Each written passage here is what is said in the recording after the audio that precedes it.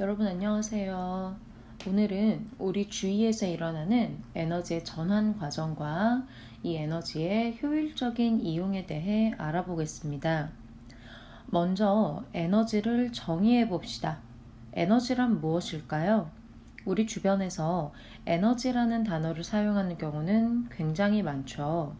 과학적으로 에너지란 물체가 외부에 일을 할 수 있는 능력을 에너지라고 합니다. 물체가 외부에 일을 하거나 다른 형태로 에너지를 전환시키게 되면 물체가 가진 에너지가 감소하게 되는 거죠. 과학에서 말하는 에너지의 종류를 나열해 볼까요? 여러분들이 중학교 과정에서 배운 위치 에너지와 운동 에너지를 합쳐서 역학적 에너지라고 합니다. 여러분의 생활을 가장 편리하게 해주는 에너지, 전기 에너지도 있고요. 저분자 화합물이 고분자 화합물로 결합할 때 이 결합에 저장된다라고 표현하는 화학 에너지, 원자 핵을 구성하는 양성자나 중성자의 결합에 저장되는 핵 에너지도 있습니다. 물체가 얼마나 따뜻하고 차가운가를 나타내는 열 에너지도 있고요. 흔들림을 통해서 전달되는 파동 에너지라고 하는 것도 있어요. 이 파동 에너지의 가장 대표적인 것이 공기의 흔들림을 통해서 저장되는 소리 에너지겠죠. 또는 여러분들이 주위를 볼 때 가장 많은 정보를 얻을 수 있게 해주는 빛도 에너지입니다. 이 에너지들은 한 가지 형태로 존재하는 게 아니에요. 예를 들면 폭포가 떨어지는 과정을 보면 높은 곳에 있는 물은 위치 에너지를 가지고 있다라고 이야기할 수 있는데, 이 폭포가 떨어지면서 물의 운동 에너지와 커다란 소리 에너지로 바뀌게 됩니다. 형광등을 켜게 되면 전기 에너지가 빛 에너지와 열 에너지로 바뀌게 되죠. 이러한 과정을 에너지의 전환이라고 합니다.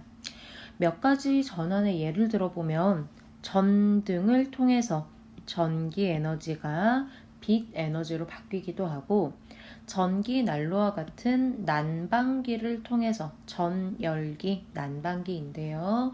이 난방기를 통해서 전기 에너지가 열 에너지로 전환될 수도 있습니다. 반대의 과정도 가능하겠죠. 태양 전지를 이용을 하게 되면 빛 에너지가 전기 에너지로 전환될 수도 있어요. 사실 발전기와 전동기는 그 구조가 같거든요. 그래서 발전기는 물체의 회전 운동 에너지, 운동이기 때문에 역학적 에너지입니다. 이 운동 에너지를 전기 에너지로 전환시킬 수도 있고, 반대로 전동기에다가 전기 에너지를 공급을 하게 되면 전동기가 회전하면서 회전 운동 에너지를 얻을 수도 있죠. 이렇게 에너지가 전환되는 과정에서 에너지가 전환되기 전에 에너지의 총량과 전환된 후의 에너지 총량이 일정하게 유지가 됩니다. 이것을 에너지 보존 법칙이라고 해요. 여러분이 중학교 과정에서 배웠던 역학적 에너지 보존 법칙의 경우에는 모든 마찰이나 공기의 저항을 전부 다 무시합니다. 그러나 일상생활에서는 마찰이나 저항을 무시할 수가 없겠죠. 그래서 마찰에 의해 발생하는 열 또는 다른 형태의 에너지까지 모두 포함한 것이 바로 에너지 보존 법칙이에요. 예를 들어서 우리가 청소기를 작동시키는 과정을 생각해 봅시다. 청소기를 가동시키려면 뭐가 필요할까요? 바로 전기 에너지가 필요하겠죠. 이 전기 에너지의 일부는 모터를 회전시키는 운동 에너지로 전환되겠지만, 공급한 에너지가 전부 운동 에너지로 전환되지는 않습니다. 일부는 마찰에 의한 열 에너지로 전환될 거고요. 일부는 윙 하는 소리 에너지로 전환되죠. 이때 운동 에너지와 열 에너지와 소리 에너지의 총합이 처음에 청소기에 공급한 전기 에너지의 총량과 같습니다. 이것이 에너지 보존 법칙입니다. 에너지가 전환될 때 에너지의 총량이 보존되기는 하지만 열이나 소리로 흩어지는 에너지는 다시 사용할 수가 없겠죠? 우리가 사용할 수 있는 에너지의 양은 유용한 에너지의 양이 점점 줄어들고 있기 때문에 우리는 에너지를 절약해야 합니다.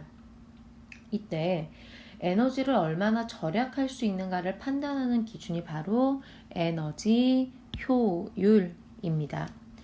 여러 가지 에너지 전환 장치 중에서 열기관을 이용을 해서 에너지 효율의 개념을 배워봅시다. 열기관 또는 엔진이라고 해요. 여러분들이 알고 있는 가솔린 엔진, 디젤 엔진 전부 다 열기관인데 이 열기관들은 화석 연료가 연소할 때 발생하는 열 에너지를 이용을 해서 동력을 얻는 기관이에요. 열 에너지를 운동 에너지로 전환하는 거죠. 그러나 공급한 에너지의 일부만이 역학적 에너지로 전환되고요.